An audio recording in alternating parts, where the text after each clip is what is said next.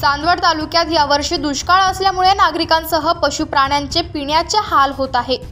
त्यातच शासनातर्फे टँकर पुरवून नागरिकांची तहान भागवली जात आहे। मात्र चांदवड तालुक्यातील पूर्व भागातील फॉरेस्ट असल्यामुळे त्या भागात बिबट्या, तरस, मोर, ससा, कोल्हे, हरिण आणि काळवीट यांचा वावर असून पाण्याच्या शोधात हे प्राणी नगरी वस्तीकडे येताना दिसताय।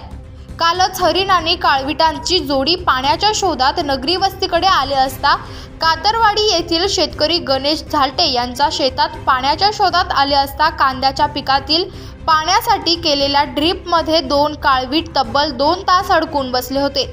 याबाबत येवला वन विभाग आणि चांदवड वन विभागाला माहिती कळवली असता वन विभाग कर्मचारी आणि शेतकरी गणेश झालटे, भागवत झालटे यांनी काळविटांची सुटका केली आहे। तसेच चांदवड शहरात पाण्याच्या शोधात वानरांचा कळप आला असता त्यातील एक वानरला इलेक्ट्रिक तारांचा करंट बसल्यामुळे त्याचा मृत्यू झालाय।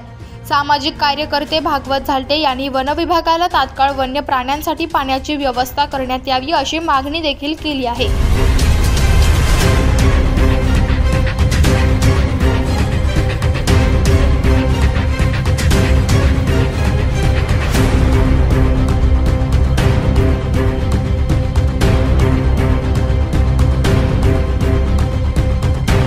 सप्रेम मराठीसाठी धनंजय पाटील, चांदवड।